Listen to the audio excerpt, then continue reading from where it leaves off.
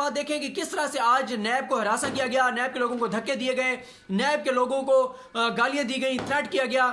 اسی لیے پھر آغا سراج درانی کو جب گرفتار کرنا ہوتا ہے تو ان کے اسلام آباد سے گرفتار کر لیا جاتا ہے. پھر اسی لیے آپ دیکھتے ہیں کہ جب ان کے خلاف GITs بنائی جاتی ہیں تو ان میں ISI اور MI کے نمائندے شامل کیے جاتے ہیں. شاید اب گرفتاری کے لیے بھی رینجرز اور فوج کو ہی ساتھ جانا پڑے گا، کیونکہ نیب کا تو شاید اب بس میں یہ نہیں رہے گا جس طرح سے نیب کے ساتھ سلوک کیا گیا. اور اسی لیے آصف علی زرداری کے کیسز بھی یہاں پر منتقل کیے گئے پنڈی کے اندر، کیونکہ ان کی جو GIT کام کر رہی تھی اس GIT کے اندر جو ISI اور MI کے نمائندے تھے ان کو بھی قتل کی دھمکیاں ملی.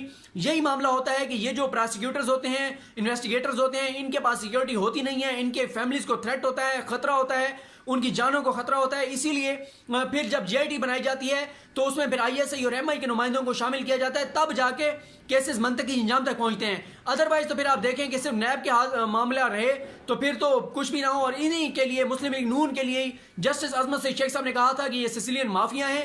سسیلین مافیا نے بھی ججز کو جو ہے اپنی ان کی فیملی سمیت جو ہے وہ اڑا دیا تھا. تو آج ایک اور بھی بات جو چل رہی ہے کہ ایک جمعے کا ایک اور دن جو ہے وہ بھاری ثابت ہوا. نیب ترجمان کا جو بیان آیا انہوں نے واضح طور پہ لکھا ہے کہ نیب کے پاس ٹھوس شواہد موجود ہیں، منی لانڈرنگ کے شواہد موجود ہیں.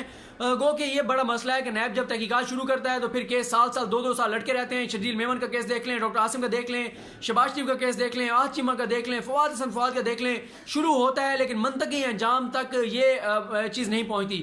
ایک اور جو نون